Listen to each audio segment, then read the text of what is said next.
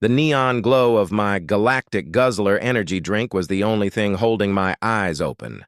That, and the very real possibility I was hallucinating, because no amount of space cruise hangover explained the 7-foot purple-skinned Amazonian warrior currently carving up a monstrosity straight out of a cosmic fever dream with a laser sword that hummed like a pissed-off bee. This wasn't in the brochure for Backwater Planet Drax 4 Tranquil Getaway. This was sacred combat. The announcer's voice, a gravelly alien growl, rattled my teeth. "Hey, buddy, your Earth brain is blocking the view," a multi-eyed creature grumbled behind me. I shuffled, still trying to reconcile my dream vacation with this gladiatorial nightmare Maya Tempest. The holographic display above the arena proclaimed, moved with a lethal grace that made my coffee addiction look clumsy. Her silver hair, whipping around her, caught the twin suns' light, making her almost ethereal. And her armor? Let's just say it was designed for maximum intimidation and maximum visibility. For 3,000 cycles, the announcer boomed, "Maya of the Silverblade Clan faces the challenge of selection." I took another swig, a grimace fighting a groan. Sure, because nothing says relaxing getaway like watching a genetically engineered nightmare battle a goddess. The nightmare in question was a grade 7 Genesis beast scales, claws, and far too many teeth. Its roar vibrated through my bones. Someone whispered reverently, "Engineered for the ceremony. No one's ever defeated one alone." Great. My universal translator kicked in, and suddenly, "Oh, for crying out loud," escaped my lips. The beast moved in a distinct rhythm. 3 strikes, a pause to recalculate, repeat classic loop structure. Predictable. Vulnerable. My IT brain, still buzzing from the Galactic Guzzler, saw it instantly. Maya was struggling. The beast adapted too fast, too strong, it learned. Her sword flew, clattering near the wall. Disarmed. The crowd gasped. My hand tightened around the empty can. If someone could just disrupt that pattern. With a frustrated grunt, I crushed the can. Not even thinking, I lobbed it, aiming for a recycling unit I'd vaguely noticed. But alien gravity, or maybe just my own ineptitude, had other plans. It ricocheted off a pillar, then an arena wall, and with a soft clink, struck the Genesis beast, directly on a small, pulsing neural control node at the base of its skull, a weakness no one mentioned. The beast froze mid-attack. Its eyes flickered like a blue screening desktop. Then it collapsed. The stadium went silent. My arm still hung in the air from the throw. My bad?" The silence shattered. Cheers, roars. "The champion has risen!" Maya, frozen just moments ago, moved towards me. Her violet eyes, now locked on mine, held an intensity that made me want to check my fly. "You," she said, her voice a low musical purr. "You have claimed victory in the sacred combat." "Look, I was just trying to recycle," I stammered, raising my hands defensively. "Big on environmental responsibility, even on alien planets." "The manner of victory is irrelevant," she interrupted, closing the distance up close. She was breathtaking. A foot taller, features that were both alien and undeniably captivating. "You defeated the Genesis beast. By the ancient laws of Drax 4, you have proven yourself worthy." "Worthy of what exactly?" My voice cracked. An older woman, High Matriarch Zanara, stepped forward. "You have participated in the sacred selection combat. By defeating the Genesis beast, you have proven yourself the worthiest mate for Maya Tempest, heir to the Silverblade Clan." My brain sputtered. "Mate? Among our people, marriage is sacred, eternal," Maya explained, a hint of amusement in her eyes. "Once chosen, pairs are bound for life." "Hold on!" I backed away. "I won this trip in a lottery. I'm supposed to be on a relaxing galaxy tour, not getting alien married." A ripple of disapproval. Zanara's expression darkened. "You would refuse the honor of joining the Silverblade Clan?" "It's not about honor. It's about 5 minutes ago I was watching a fight and now I'm engaged. Is there, like, an appeals process, a refund policy. To refuse the selection would be a grave insult, an elder cut in. The last time someone refused, it triggered the 100-Year War. My mouth went dry. The what now? Maya stepped closer, her height forcing my gaze upwards. You fought with cunning, not strength, she observed, a new curiosity in her eyes. Using the beast's own programming against it? Interesting. I didn't fight anything. I threw trash. The absurdity was giving me a headache. I'm an IT guy from Seattle. The most combat I've seen is trying to get the last everything bagel at Starbucks. Yet you defeated a weapon our strongest warriors could not, Maya countered. She reached out, running a finger along my jaw. A shiver, completely unwarranted, ran down my spine. Perhaps the gods chose more wisely than we know. The crowd began chanting, Union! Union! The arena's displays now showed my face beside Maya's, swirling with elaborate patterns. This is insane, I muttered, fumbling for my comms. I need to contact the tour company. Intergalactic Consumer Protection, something. The ceremony will begin at moonrise, Zanara announced. The chosen pair will be prepared according to tradition. Ceremony? What ceremony? I squeaked. Maya's smile widened, showing teeth that were just a little sharper than human. Our binding ceremony, of course. Don't worry, chosen one. I'll ensure you survive the ritual combat portion. The what portion? Before I could protest further, a wave of celebrating Draxian warriors swept me up. Congratulations, glorious victory, blessed union. The last thing I heard, carried on the wind as I was whisked towards what someone called the preparation chambers, was Maya's melodic laugh. This will be interesting.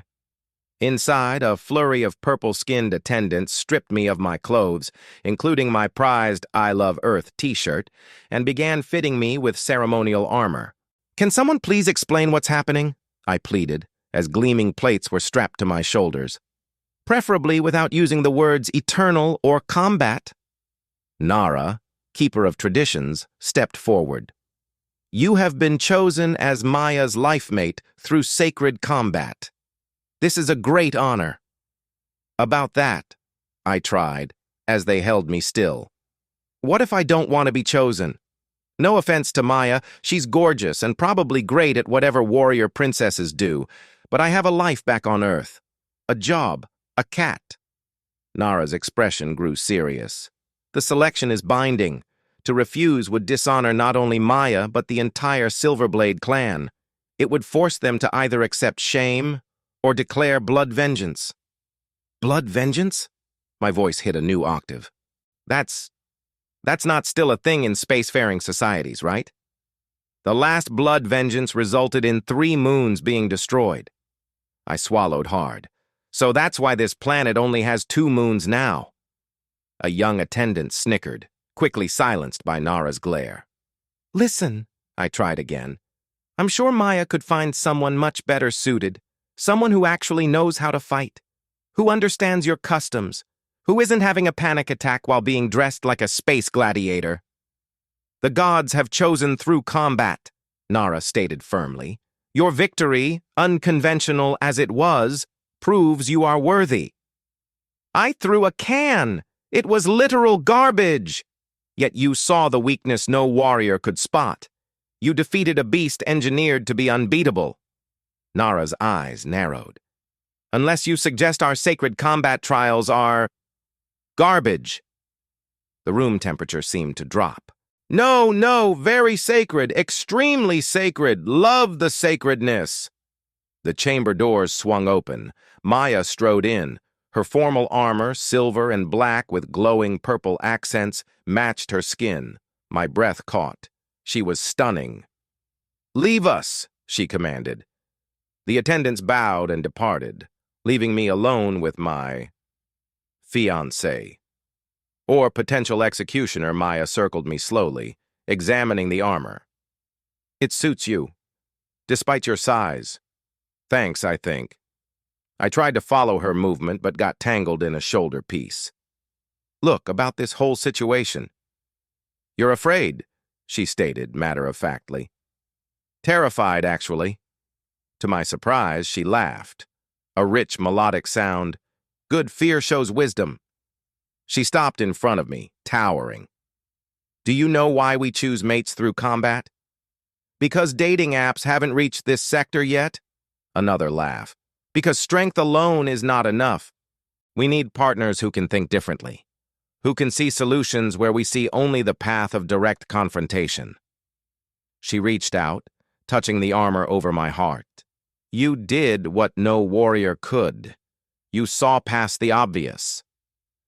I got lucky, I protested weakly, trying to ignore how my pulse quickened. Luck? Maya raised an eyebrow. You analyzed the beast's pattern. I saw your face during the combat. You recognized its programming structure. I blinked.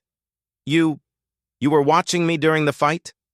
I always observe the crowd during selection combat, but you... She tilted her head. You were different. Not cheering, not betting, analyzing, like a tactician. I'm an IT specialist. Pattern recognition is kind of my thing, but that doesn't mean... The chamber doors burst open again. A young warrior rushed in. My lady, the Genesis beast, it's gone. Maya's expression hardened. Explain. After the combat, when they went to dispose of it, someone had already taken it. And the neural control patterns, they've been copied. I noticed Maya's hand move subtly towards her weapon. The beast was designed to be unkillable, she said quietly. Only its neural shutdown could stop it. And now someone knows how, I realized.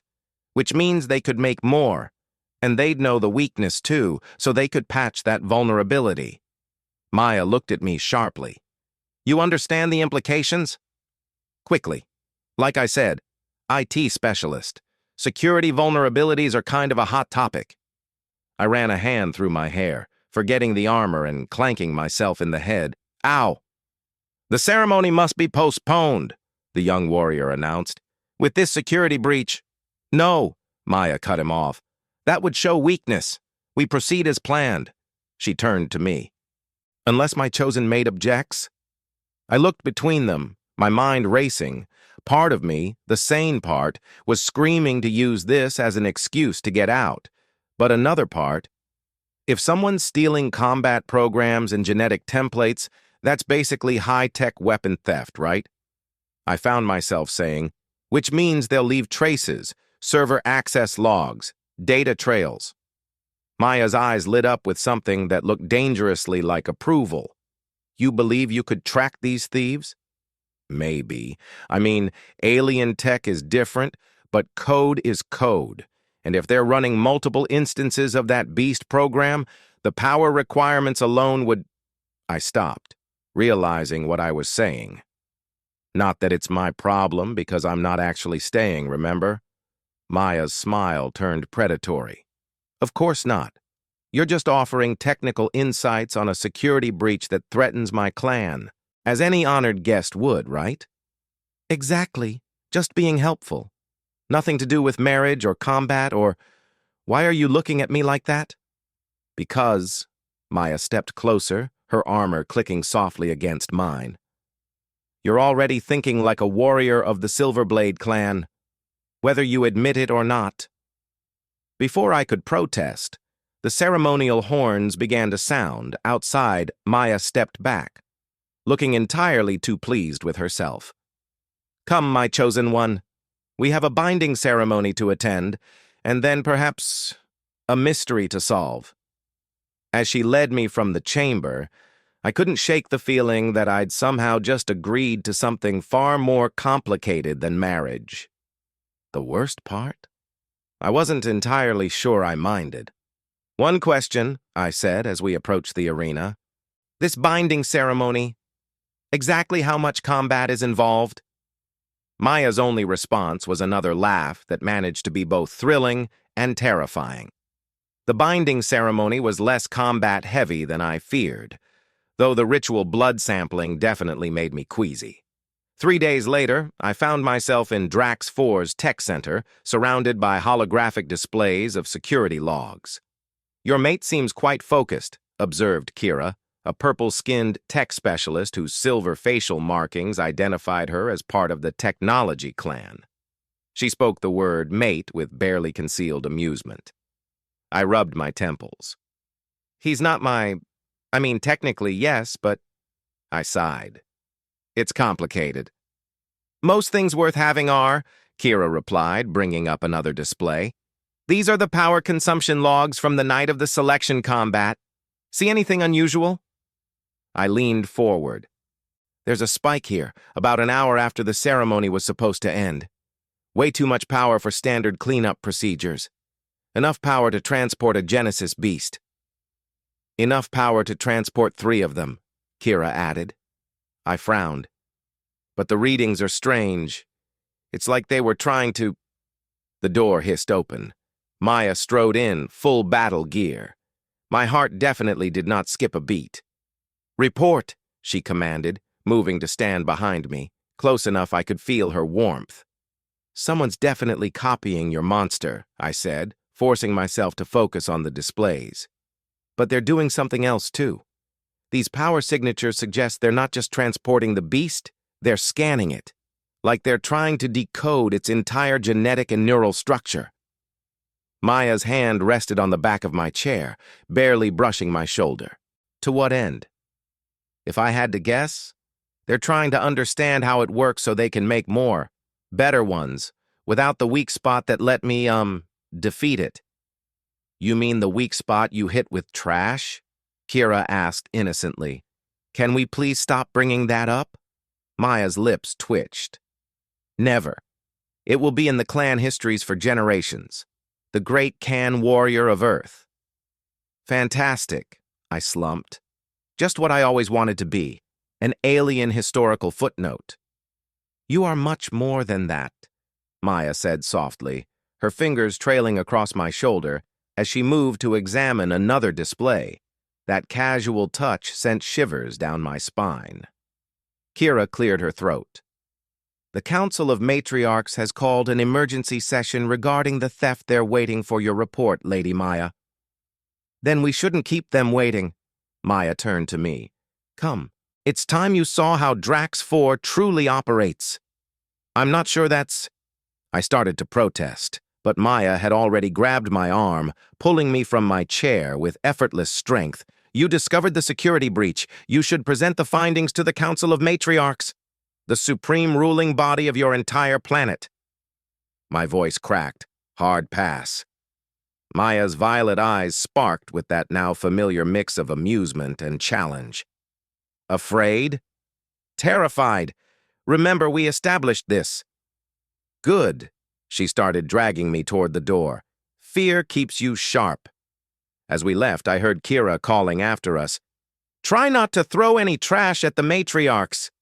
The council chamber was a vast, circular room carved directly into the crystalline mountains overlooking the capital's 7 thrones. Each of a different precious material formed a semicircle on a raised platform. The matriarchs occupying them made Maya look positively friendly. The Silverblade Clan's chosen outsider believes he has found something, announced High Matriarch Zanara, her elaborate headdress glinting in the light of floating crystal orbs. I stepped forward, trying to think about how many weapons were probably pointed at me. Yes, your matriarchs, the power logs from the night of the selection combat show. He addresses us directly, interrupted a matriarch in deep crimson armor, without proper protocols. Forgive him, Maya stepped forward. Earth customs are different. Zanara's eyes narrowed.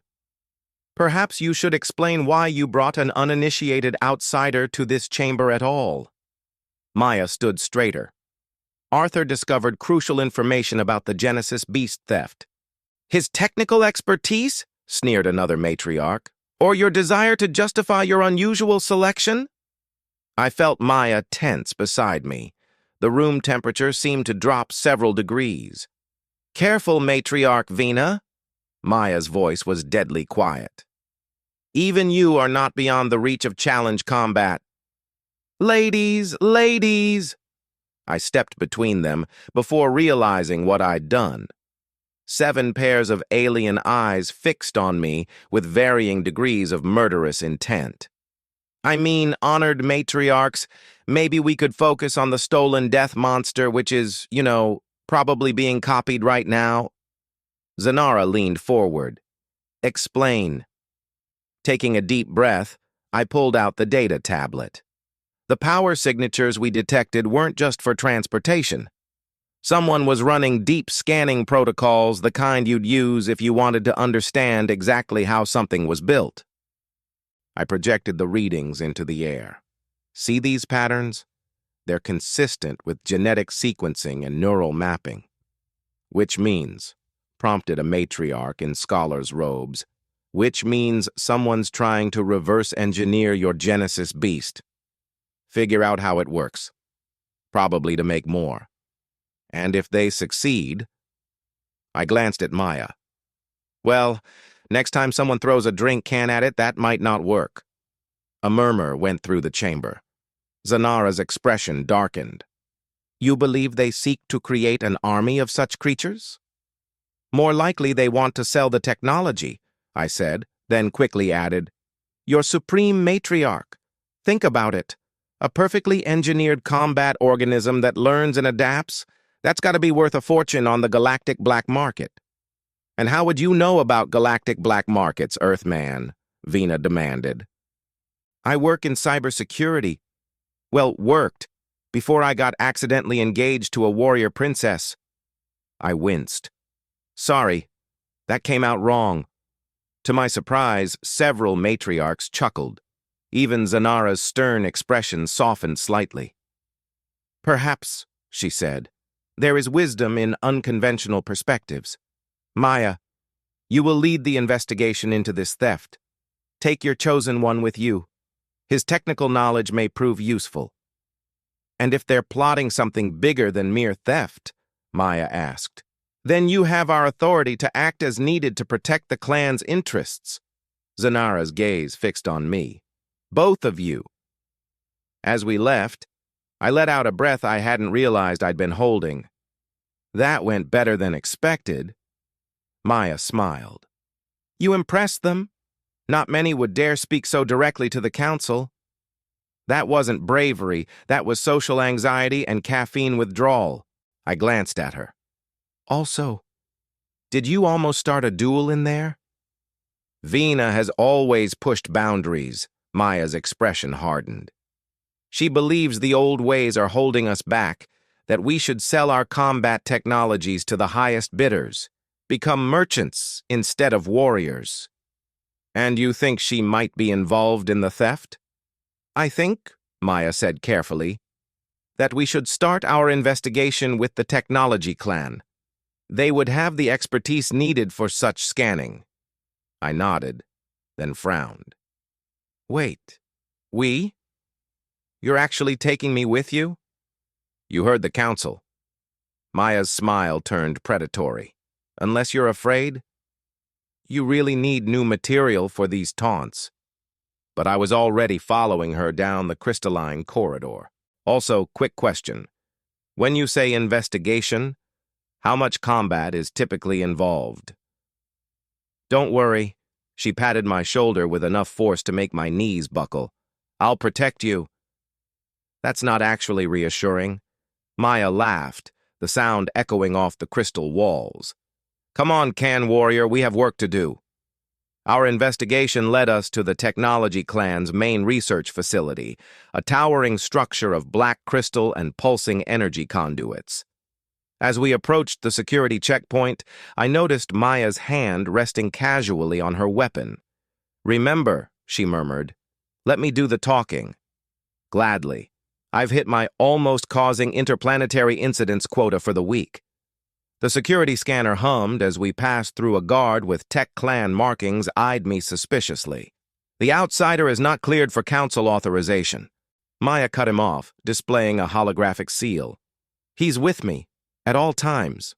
I added helpfully, apparently forever. It's a whole thing. The guard's expression suggested he wasn't paid enough to deal with this. He waved us through. Inside, the facility was a maze of laboratories and testing chambers. Researchers in silver-trimmed robes hurried past, carrying devices I couldn't begin to understand. In one room, I glimpsed what looked like a miniature sun floating in containment. "Your people casually experiment with stellar physics?" I whispered to Maya. "Only on Thursday," she replied with a perfectly straight face. That was a joke. You made a joke." "I am capable of humor, Can Warrior." "Yeah, but usually it involves threatening me with combat." We reached a secure door, marked with symbols my translator rendered as Genetic Engineering Division. Maya's authorization seal got us inside, where we found Kira waiting. "I tracked the power signatures," she said without preamble. "They lead to secondary lab 7, but..." "But," Maya prompted, "it's Vena's private research facility." Maya's expression darkened. "Of course it is. The matriarch who hates has a secret lab," I groaned, "because this situation needed more complications." "It gets worse." Kira brought up a holographic display. "Look at these readings from the past week. They're consistent with multiple Genesis beast activations." I studied the data. "They're running tests, probably trying different genetic combinations, seeing what works best." I pointed to a pattern. "See these energy spikes? They're getting stronger. Whatever they're making, it's bigger than the original." A distant alarm started blaring. Speaking of complications, Maya drew her weapon. "Kira, security breach in Lab 7. Kira's fingers flew over the controls. "Something's broken containment. Multiple somethings." The facility's lights shifted to emergency red. A computerized voice announced, "Warning! Unauthorized genetic constructs detected. Security protocols engaged." "Please tell me that doesn't mean what I think it means," I said. The wall to our left exploded inward. Through the debris emerged something that made the original Genesis beast look like a house pet. Multiple heads, crystalline armor grown directly from its skeleton, and far too many legs. "It means exactly what you think it means." Maya pushed me behind her. "Stay back." Staying back. Definitely staying back. I retreated to where Kira was working frantically at a console. "Tell me you can shut these things down." "The neural control protocols aren't responding." Kira's voice was tight. "They've been completely rewritten. This isn't just a copy of the original design. It's an evolution." The beast charged. Maya met it with impossible grace, her energy blade creating arcs of light as she dodged and struck. But for every blow she landed, the creature's crystalline armor simply reformed. "They've integrated local mineral structures into the genetic template," Kira explained. "Self-repairing combat organisms. Great." I watched as Maya barely avoided a swipe from one of its many limbs. "So how do we stop it?" "We don't. That's the point. They're designed to be unstoppable." Another beast crashed through a different wall, then another. Maya was now fighting 3 at once, her movements a blur of deadly precision, but even she couldn't hold them off forever. My mind raced. "The crystal structure, it's using the same material as the building, right? Drawing power from the facility itself?" Kira nodded. "The integration is complete. They're literally part of the facility now." "Then maybe..." I dove for the console, my fingers flying over the alien controls as I accessed the power distribution systems. "If we can't shut them down directly, maybe we can crash their power source." "That would shut down the entire facility," Kira warned, "including life support." "Better than being eaten by science experiments," I called out to Maya. "Can you keep them busy for another minute?" "Take your time," she grunted, executing a flip over one beast while stabbing another. "I'm quite comfortable here." I continued typing frantically, rerouting main power, inverting crystal resonance. The facility's lights flickered. The beasts stumbled, their crystalline armor dulling. Then everything went dark. Emergency lights kicked in, casting the scene in eerie blue. The creatures lay motionless, their genetic enhancements no longer receiving power. Maya straightened, breathing heavily. "Impressive thinking." "Thanks. I'm going to pass out now." My knees buckled, but Maya caught me before I hit the floor. "Not yet," she said softly. "We still need to find who's behind this." "Oh, I think that's obvious," came a voice from the doorway. We turned to see Matriarch Vina, flanked by armed guards, though I had hoped for a more controlled demonstration. "Vina!" Maya's grip tightened on her weapon. "You dare betray the old ways? The old ways are holding us back." Vina gestured at the fallen beasts. "Look what we can create. Why should we keep such power to ourselves when the galaxy would pay fortunes for it?" "Because it's wrong," I suggested. "Also, possibly apocalyptic." "Be quiet, outsider. Your interference ends here." Vina raised her hand, and her guards aimed their weapons. "Maya, stand aside. Your pet human's convenient victory over the original beast has served its purpose in testing our creation.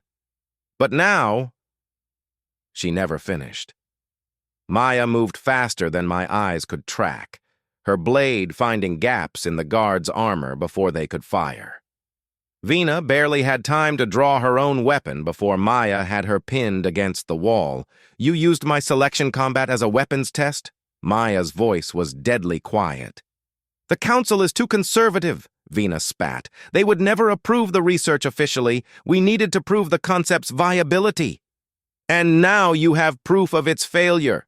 Maya pressed her blade closer. "Along with witnesses to your treason." Facility security forces began arriving, responding to the chaos. Within minutes, Vina and her conspirators were in custody. "Well," I said as we watched them being led away, "that was exciting. Also terrifying, but mostly exciting." Maya turned to me, and there was something different in her expression, something softer than her usual warrior intensity. "You fought well today," she said.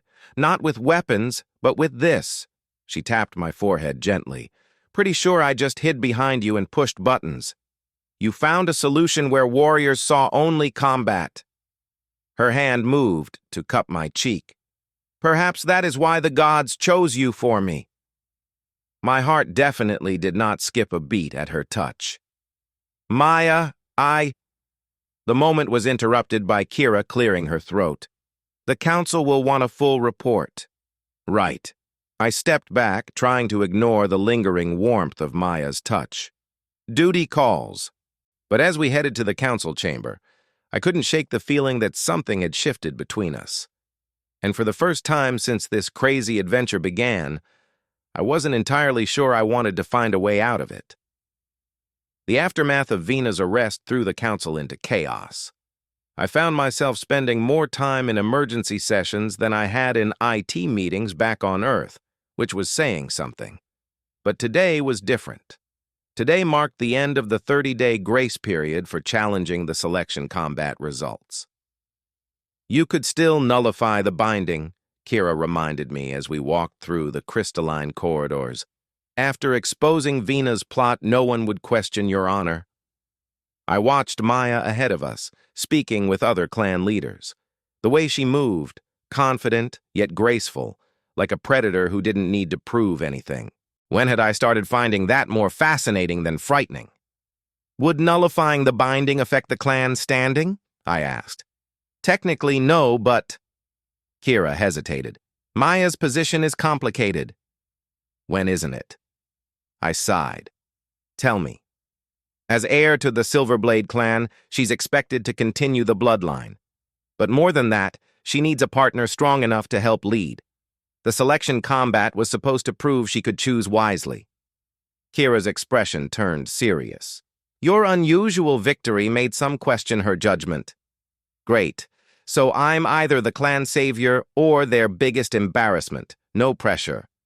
"You did help expose a major conspiracy by hiding behind consoles while Maya did the actual fighting." "Sometimes," came Maya's voice from behind us, making me jump. "The greatest victories come from knowing when not to fight." She dismissed Kira with a nod, then turned to me. "Walk with me." We ended up in one of the crystal gardens, beautiful structures where the native crystals grew in patterns that seemed to defy physics. Maya was quiet for a long moment, watching the light play through the formations. The deadline for challenging the selection is today, she finally said. So I've heard about 50 times. I tried to keep my tone light. Apparently, I'm very challengeable. You could still walk away. Maya's voice was unusually soft. Return to your Earth, your job, your cat. Mr. Whiskers probably thinks I'm dead by now anyway.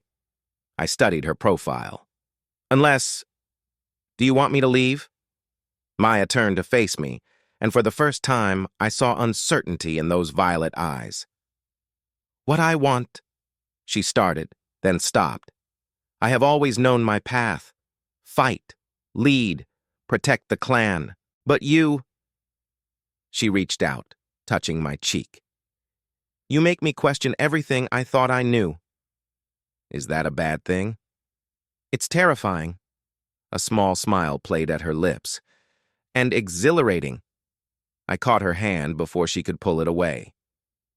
You know, when I won that stupid tourism lottery, I thought the craziest thing that could happen was getting space sick. Instead, I got accidentally engaged to an alien warrior princess, fought monster clones, and helped expose a conspiracy. And the weird part? I squeezed her hand. I'm starting to think throwing that energy drink can was the best mistake I ever made. The moment was shattered by alarms blaring through the crystal garden. Red emergency lights pulsed through the crystalline structures, creating an eerie kaleidoscope effect. Warning: security breach in detention sector, multiple prisoner escapes detected. Maya's weapon was in her hand instantly. Vina! Please tell me she's not releasing more genetic monsters. I groaned. Worse, Maya's expression hardened. She has supporters in multiple clans. This could be An explosion rocked the building. Through the garden's transparent walls, we could see smoke rising from the council chamber. A coup, I finished. She's really going for it, isn't she? The council will be trapped inside. Maya was already moving. We need to... Wait! I grabbed her arm. Think about it. This is too obvious. If Vena's smart enough to create hybrid monster soldiers, she's smart enough to know you'd run straight to the council. Maya paused, a distraction. What's the one thing she wants more than power? My mind raced. The research. All that genetic data from her experiments. It's still in the Tech Clan facility under maximum security, which is probably focused on the council chamber right now. I pulled out my data tablet. Let me check the power distribution. Yeah, look, they're drawing emergency power from other sectors, including research containment. Maya's eyes narrowed. She means to recover her work while we're busy with the coup? Classic misdirection. Like when I used to make the boss think the network was down so I could install unauthorized updates. Off Maya's look, I added. That's probably not helping my case for staying, is it? A ghost of a smile crossed her face. On the contrary, you continue to prove your worth in unexpected ways. She activated her comm unit. This is Maya Tempest, all available warriors to the council chamber. Containment protocols in effect.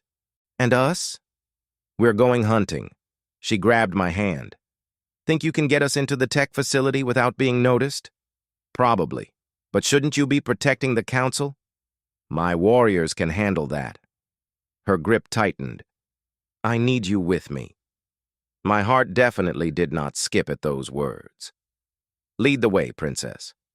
We moved through back corridors and maintenance tunnels, avoiding the chaos erupting throughout the complex. I used my tablet to track power fluctuations, leading us toward the research sector. 2 guards ahead, Maya whispered. Armed with sonic disruptors, Vena's people. The markings on their armor, they're from the Stoneclaw clan, known for their mercenary tendencies. Good to know there are space mercenaries, I muttered. That definitely makes this less terrifying. Maya's blade hummed. Stay here, I'll... Wait. I pointed to a maintenance panel. These tunnels all use the same crystal technology as the research labs, right? Drawing power from the main grid? Yes. Then maybe... I accessed the panel, fingers flying over the controls. If I reverse the power flow, like we did with the monster clones? The crystals in the corridor suddenly pulsed with blinding light.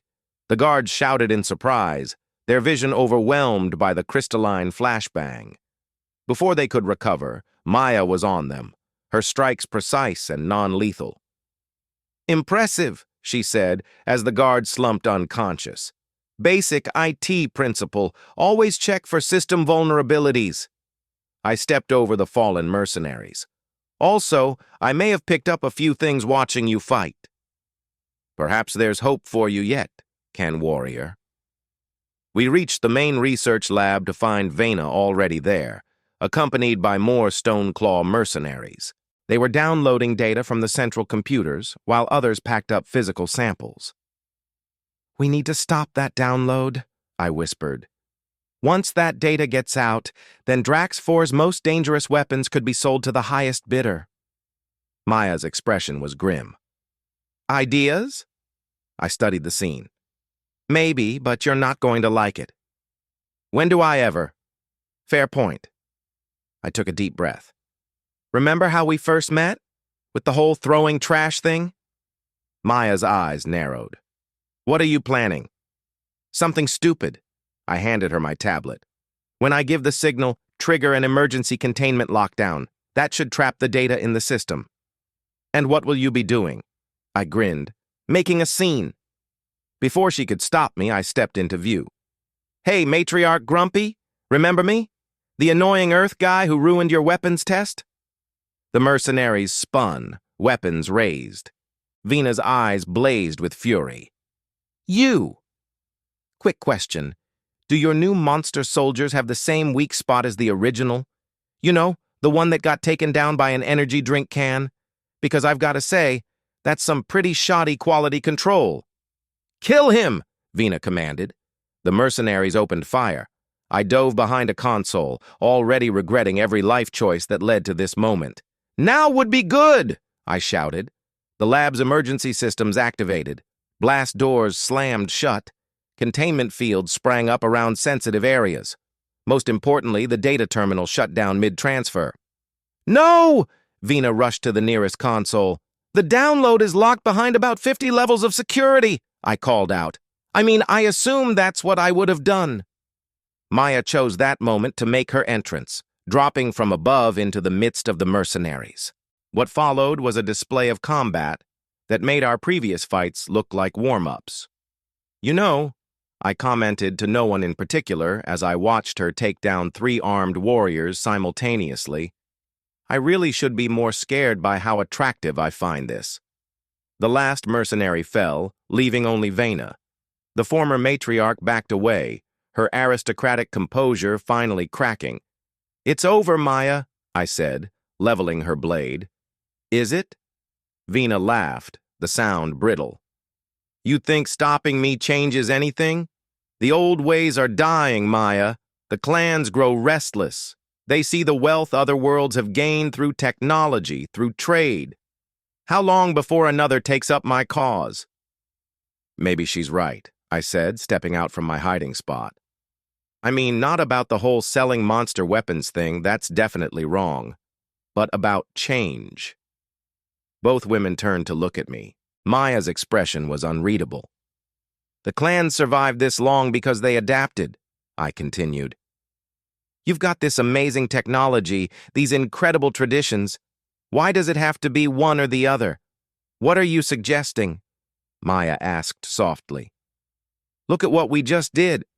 Your combat skills. My tech knowledge apart. Neither of us could have stopped this. Together."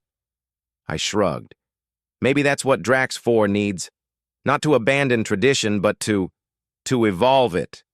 A slow smile spread across Maya's face. "The wisdom of the Can Warrior." "If you're quite finished," Vena snarled, drawing a hidden weapon. She never got to fire it. Maya moved like lightning, disarming her with one strike and pinning her with another. "Take her to the council," Maya ordered, as security forces finally arrived. "The real council, not her conspirators." As Vena was led away, Maya turned to me. "You're staying, aren't you?" "What gave it away?" The speech about evolution and tradition? She stepped closer. Very diplomatic. Well, I figured if I'm going to be the first human member of a Draxian clan, I should practice. Her hand found my cheek, and this time, I didn't flinch. Are you sure? This world, it won't be easy. Easy is overrated. I covered her hand with mine. Besides, someone needs to teach your people about cybersecurity. And Earth jokes. Definitely Earth jokes. The ceremony that followed was unlike anything in Earth's history. Traditional Draxian marriage rites merged with Earth customs in ways that probably violated several laws of cultural anthropology.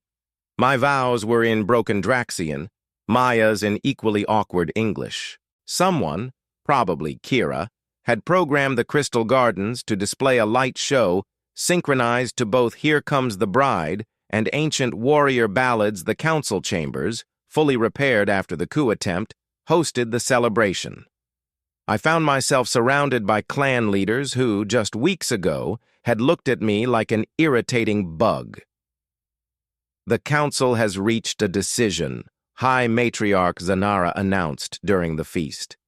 In light of recent events and the proven value of unconventional perspectives, we are creating a new position, Arthur Jade. You will serve as advisor on technological integration and off-world relations. I'm sorry? I nearly choked on my drink. What? Did you think we'd let the hero who saved our world from civil war just lounge around? Maya teased. I threw a can and hid behind computers. Precisely, Zanara's eyes twinkled. Sometimes the greatest victories come from knowing when not to fight. You're never going to let me live down the can thing, are you? Never, Maya confirmed, pulling me close. It will be in our children's history lessons. Children? Already? Shouldn't we discuss? She silenced me with a kiss that made several elder council members clear their throats, disapprovingly. Epilogue. 1 year later. The view from our quarters in the Silverblade Clan's fortress was spectacular. Twin moons cast purple shadows through the crystal spires of the city. I sat at my workstation, finalizing plans for integrating Earth-style digital security with Draxian crystal tech. Maya entered, still in her training gear. The new combat programs are working well. The younger warriors especially appreciate the video game element. See, I told you gamification would help. I grinned. Next up, PowerPoint presentations for the council. Don't push your luck. She moved behind me, running her fingers through my hair. The Stoneclaw delegation arrives tomorrow, ready to help negotiate your first interclan treaty. As ready as I'll ever be. I leaned back into her touch. Think they'll take me seriously? You helped prevent a civil war, modernized our security systems, and married the deadliest warrior on Drax 4. She bent down to kiss me. I think you'll manage. When you put it like that, I pulled her onto my lap. Work forgotten. Hey, Maya, I'm really glad I won that stupid tourism lottery. She laughed, the sound echoing through our crystal home. Outside, the city glowed with the light of tradition and progress intertwined, while somewhere in the archives, the legend of the Can warrior grew ever more elaborate with each telling. If you're looking for more tales of unexpected heroes, cosmic romance, or just a good laugh that's out of this world, make sure to subscribe and hit that notification bell. You never know what wild adventure our next story will throw your way. And remember, sometimes the greatest solutions come from the most unlikely places, or from an empty energy drink can. Use arrow up and arrow down to select a turn, enter to jump to it, and escape to return to the chat.